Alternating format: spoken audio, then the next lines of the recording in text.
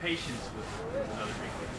How you guys showed that, especially not scoring in the first half and then kind of making your chances in the second half. Kind of solid there. That's been almost our MO most of the season, right? So we feel comfortable when we talk about it. I mean, I think opposing teams, which, you know, give the, you know, a lot of teams that come in and play against us, they probably go into halftime 0-0 like feeling good, right? But they're probably asking themselves, can we hold them?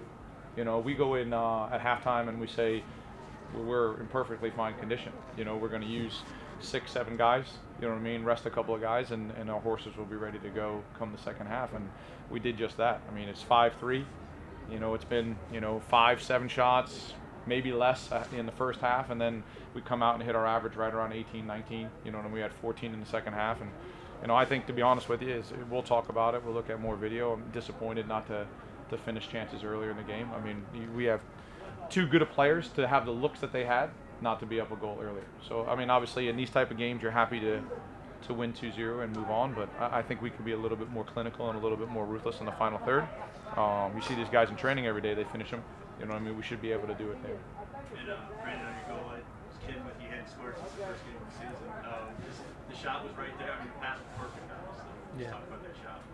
I mean, it was a great pass. I was trying to find those pockets like the whole game, and I was just fortunate enough to get it on the turn. And when I saw it open up, like I saw someone coming in, making a run, but I just thought I had to hit that one, so I just hit it.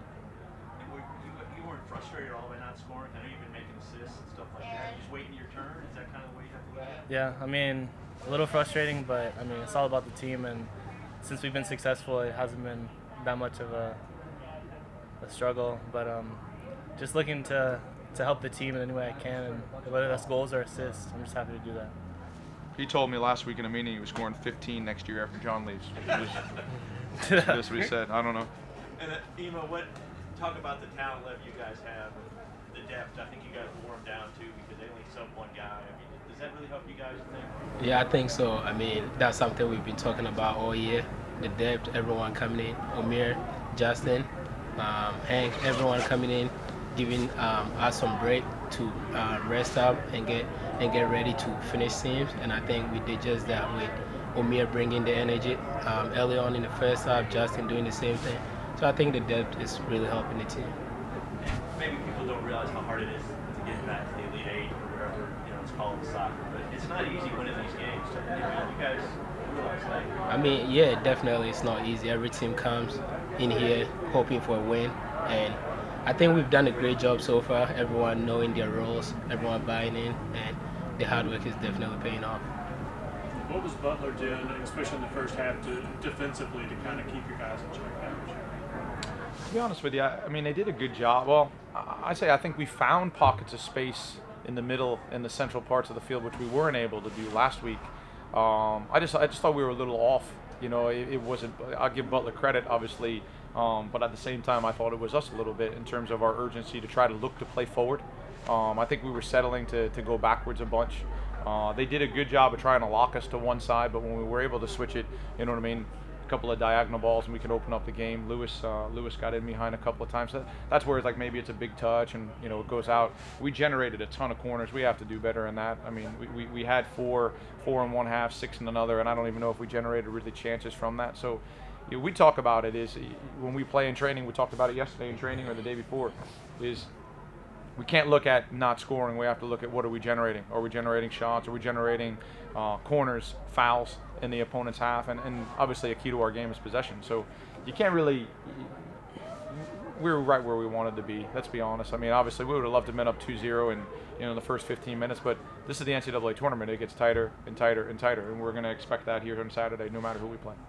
Now, late in the first half, you did sub in quite a few folks, and Butler – had a few chances during that run. Did you feel completely comfortable with that situation, though, don't you? Yes, when it works. You know, but again, we talk about it as a staff. I mean, every game in and game out, you know, we have somewhat of a rotation, and maybe guys' minutes vary based on the impact that they put into the game. And just because it's this time of year, why change it? You know what I mean? It's a recipe. It's easy to say, well, you know, Ema played. Did you play the full half? in the second half. Normally he comes out, so maybe we push him a little bit. You know, because I thought we had big time matchup problems on the left-hand side with them, and it showed.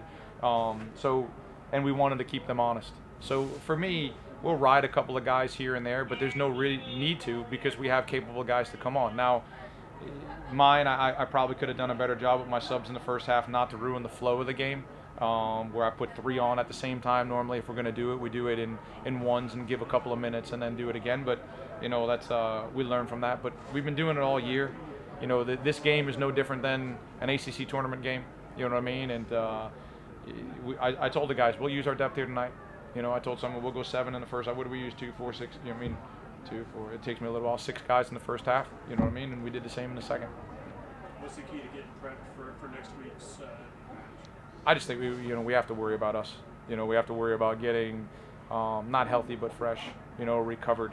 You know, we'll have a recovery session tomorrow, and they'll have an off day this week, and we'll just worry about trying to play Wake Forest soccer. And you know, our goal on Saturday is to score more goals than the other team.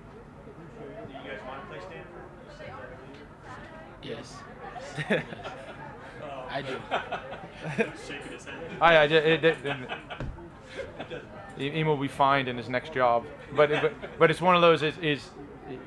We're just fortunate to be playing in the quarterfinal. We'll play whoever it is, right? So I don't think we're going to be disappointed if Coastal's here on Saturday. We're not going to be disappointed if Stanford's here on Saturday. I mean, it's an opportunity. There's only 8 teams left standing after tonight, and you know, we talk about it. We don't take a day of this for granted. You know, I'm more excited about being able to train with these guys for another five days and getting to see you play a game. You know, and enjoying it being on the sideline with this group because the group will be different next year, as we know. And Butler doing a story on Sam. Who? Sammy who? Sam. Oh, that kid.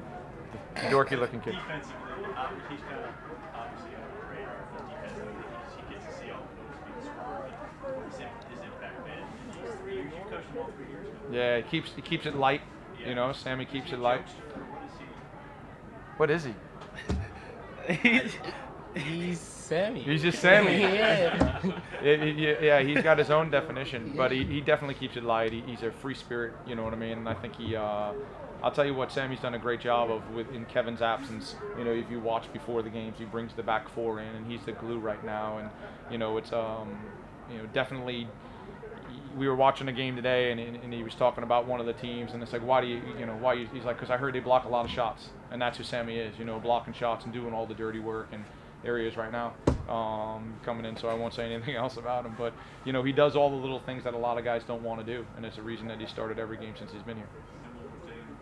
Today, he made a couple of dives, and the penalty box make one save. I mean, that's kind of what he does. Sammy, you guys don't know, but he's a goal-scoring machine. He actually is a goal-scoring machine. No, it's in one of his lives he was a goal-scoring machine, just not in this one. And so we're waiting for it, and he is going to score a big-time goal in a big-time situation one day. So A hat trick. A hat trick, yeah. A hat trick.